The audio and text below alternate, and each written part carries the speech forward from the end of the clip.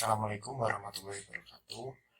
Kami dari kelompok 12 akan membawakan materi tentang sampling audit dalam pengujian substantif. Sebelum kita masuk ke dalam materi kali ini, kami akan memperkenalkan diri kami terlebih dahulu. Nama saya Rasid Nur Muhammad dan ketiga kawan saya Agni Dwi Lestari, Atia Susan Elinda, dan Putri Apriliani.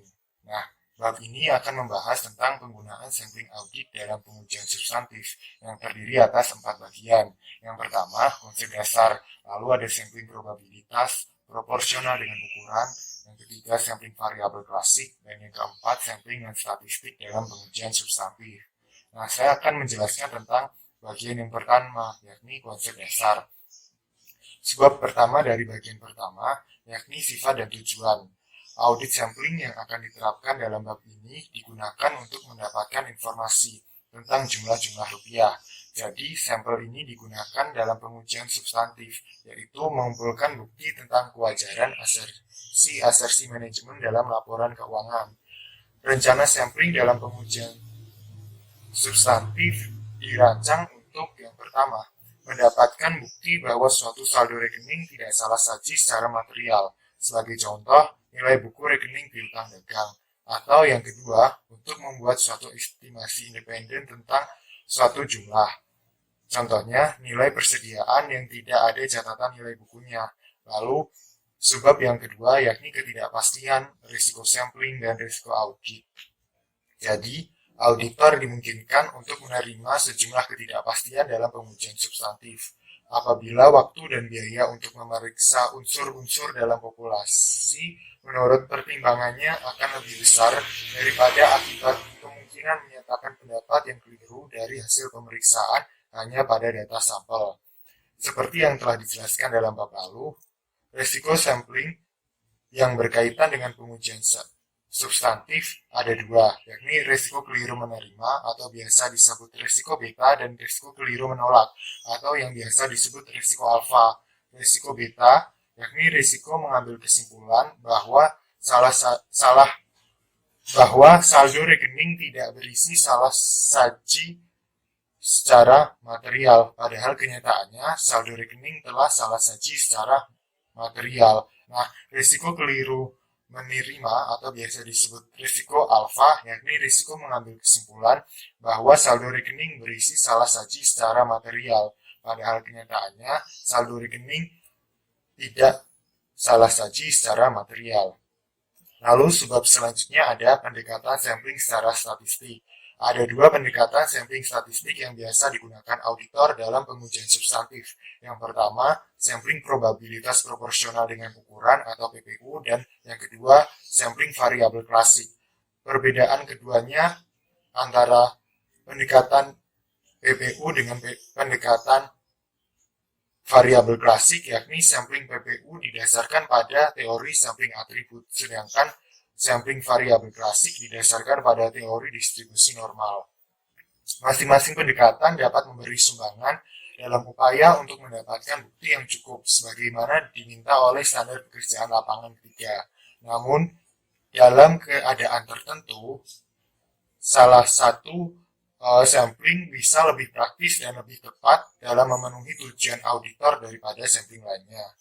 Nah, pada slide yang telah diberikan terdapat tabel yang menjelaskan kapan sampling PPU lebih tepat digunakan daripada sampling variabel klasik.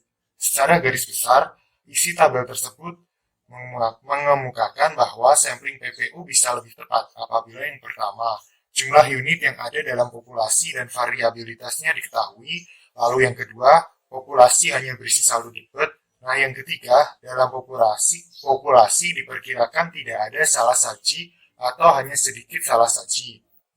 Lalu, sebab selanjutnya ada sampling probabilitas proporsional dengan ukuran.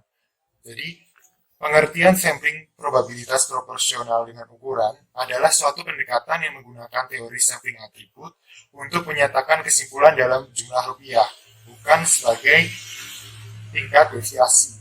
Model ini diterapkan dalam pengujian transaksi dan saldo yang salah saji terlalu tinggi atau overstatement, dan terutama akan berguna dalam pengujian. Yang pertama, piutang apabila pengkreditan yang tidak dikerjakan terhadap rekening debitur tidak signifikan. Lalu yang kedua, investasi dalam surat-surat berharga. Yang ketiga, pengujian harga persediaan apabila diperkirakan hanya terdapat sedikit selisih. Dan yang keempat, tambahan pada aktiva tetap. Lalu, subbab selanjutnya ada rencana sampling. Jadi, tahapan-tahapan dalam rencana sampling PPU serupa, tapi tidak sama persis dengan tahapan yang digunakan dalam sampling atribut. Tahapan-tahapan tersebut adalah yang pertama, menerapkan tujuan rencana, lalu yang kedua, merumuskan populasi dan sampling untuk menentukan ukuran sampel, lalu yang ketiga, menentukan metode pemilihan sampel, keempat, melaksanakan rencana sampling, dan yang kelima, mengevaluasi hasil sampel. Demikian penjelasan dari saya. Penjelasan selanjutnya akan diteruskan oleh rekan saya. Ya, selanjutnya saya akan menjelaskan materi yang selanjutnya, yaitu menetapkan tujuan rencana. Tujuan umum sampling PPU adalah untuk mendapatkan bukti bahwa saldo rekening menurut catatan tidak salah saji menurut material. Untuk yang selanjutnya itu merumuskan populasi dan unit sampling. Populasi terdiri dari kelompok transaksi atau saldo rekening yang akan diuji. Kemudian untuk unit sampling itu adalah rupiah individual, dan populasi adalah suatu angka rupiah yang sama dengan total jumlah rupiah dari populasi tersebut. Untuk rupiah individual yang terpilih sebagai sampel, kadang-kadang membawa keseluruhan unsur yang lain dari populasi yang sama. Nah, unsur-unsur tersebut dinamakan dengan logical sampling unit. Kemudian, pasti pada tanyakan rumusnya untuk menentukan ukuran sampel itu apa. Nah, menentukan ukuran sampel itu rumusnya N sama dengan NB kali FK per SD min AS kali FE. Nah, itu apa sih?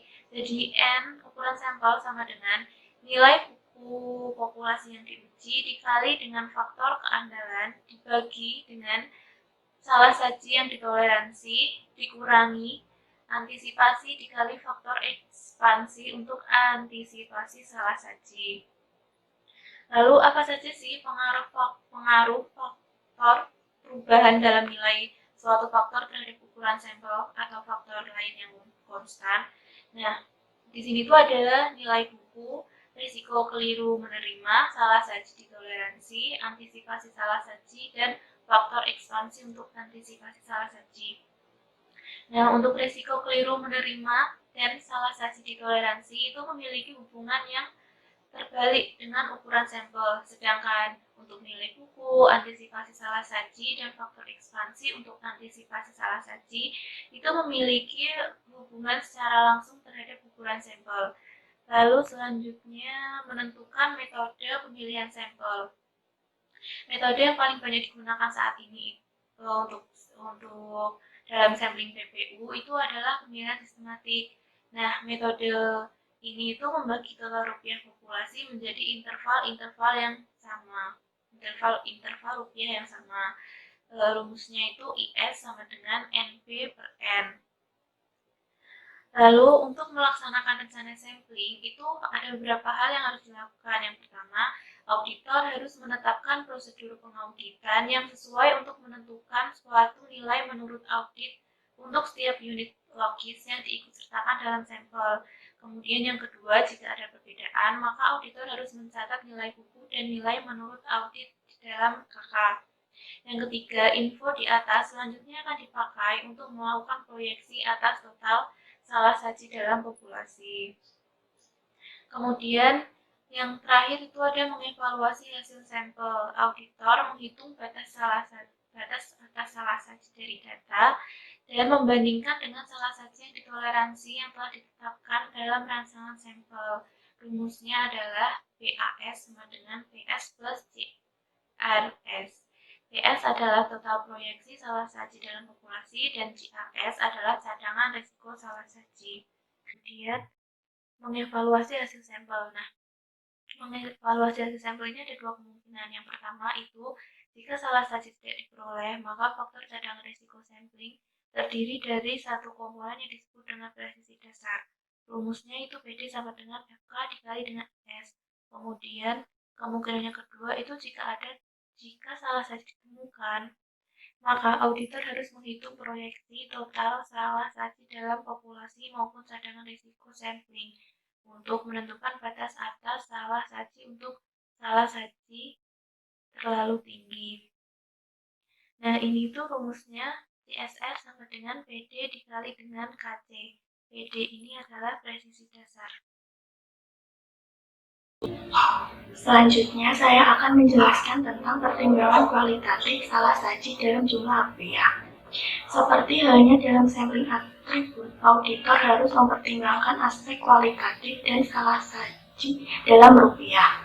Salah saji bisa disebabkan karena perbedaan dalam prinsip dan penerapannya dan kekeliruan atau ketidakberesan.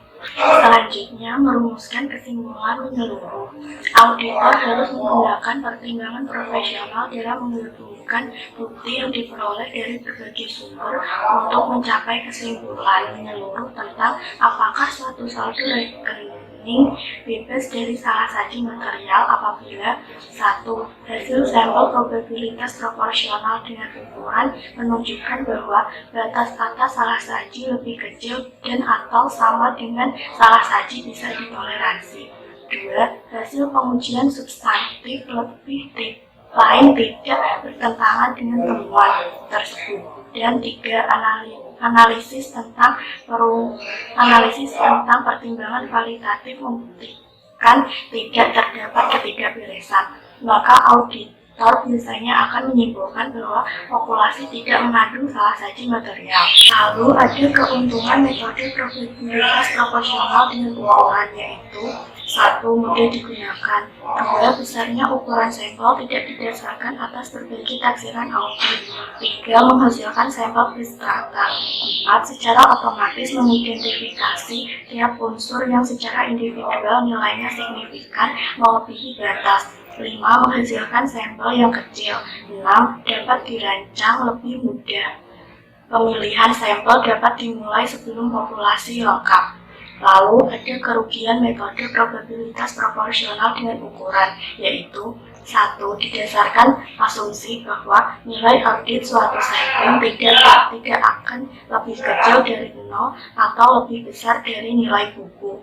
2. Jika salah saji terlalu rendah, maka sampel memerlukan pertimbangan khusus. 3. Pemilihan saldo 0 memerlukan pertimbangan khusus. 4.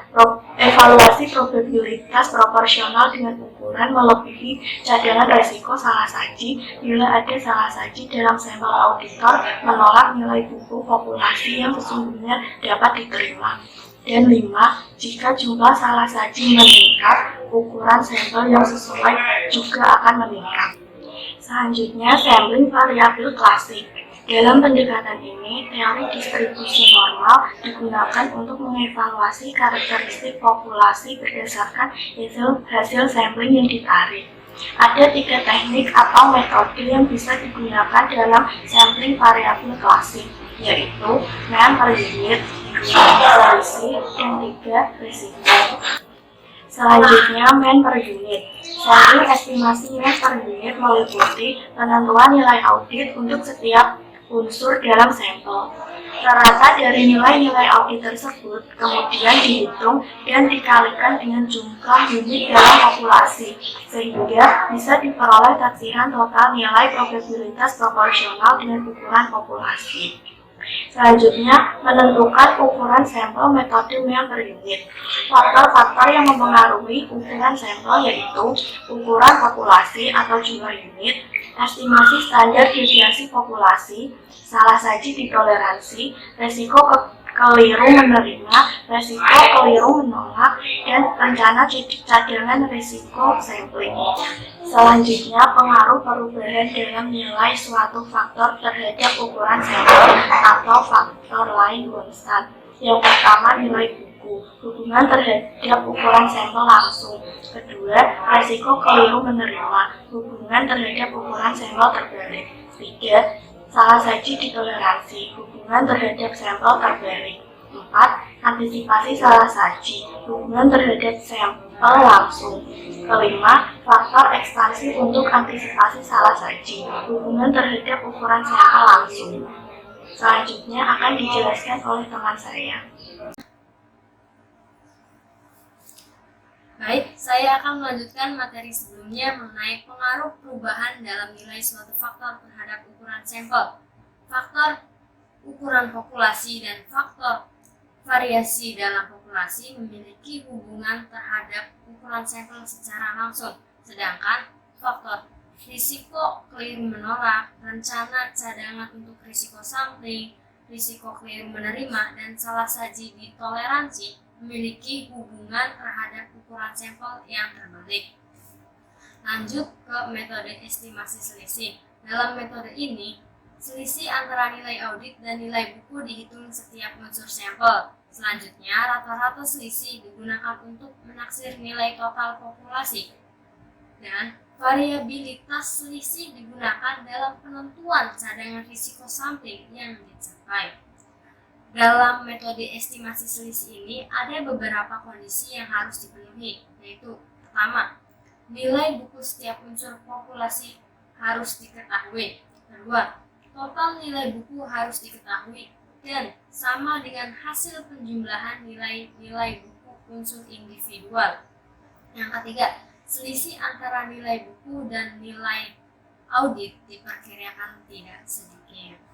Selanjutnya, materi metode estimasi rasio. Dalam metode ini, auditor menentukan nilai audit setiap unsur dalam sampel. Selanjutnya, menghitung rasio dengan cara membagi jumlah nilai-nilai audit dengan jumlah nilai buku unsur-unsur sampel, di mana rasio tersebut dikalikan dengan total nilai buku untuk memperoleh taksiran nilai total populasi. Dalam metode sampling variabel ada beberapa keuntungannya, di antaranya yaitu sampel mudah diperluas, saldo nol dan saldo tidak biasa tidak memerlukan rancangan khusus. Jika ada perbedaan besar antara nilai audit dan nilai buku, tujuan auditor dapat terpenuhi dengan ukuran sampel kecil. Selanjutnya, kerugian metode sampling variabel, yaitu ada pertama itu lebih kompleks karena membutuhkan bantuan komputer untuk merancang sampel yang efisien dan mengevaluasi hasil sampel. Yang selanjutnya ada untuk menentukan ukuran sampel harus memiliki estimasi atas standar deviasi dari berbagai karakteristik dalam populasi. Lanjut ke materi sampling non-statistik. Dalam pengujian substantif, auditor perlu memperhatikan beberapa faktor-faktor berikut, di antaranya faktor ukuran populasi dan faktor variasi dalam populasi yang memiliki pengaruh atas ukuran sampel secara langsung. Selanjutnya ada faktor salah saji ditoleransi memiliki pengaruh atas ukuran sampel terbalik, dan faktor salah saji diharapkan yaitu memiliki pengaruh atas ukuran sampel langsung. Kemudian ada faktor risiko keliru menerima dan risiko keliru menolak, di mana pengaruh atas ukuran sampelnya ini terbalik. Masuk ke materi terakhir, yaitu tentang evaluasi hasil sampel, di mana ada dua metode yang digunakan. Yang pertama yaitu dengan cara membagi jumlah total rupiah salah saji dalam sampel dengan bagian dari total rupiah dalam populasi yang termasuk dalam sampel. Yang kedua, mengalihkan rata-rata selisih antara nilai audit dengan nilai buku dari unsur-unsur sampel dengan jumlah unit dalam populasi. Baik, itu saja materi yang dapat saya paparkan. Terima kasih atas perhatiannya.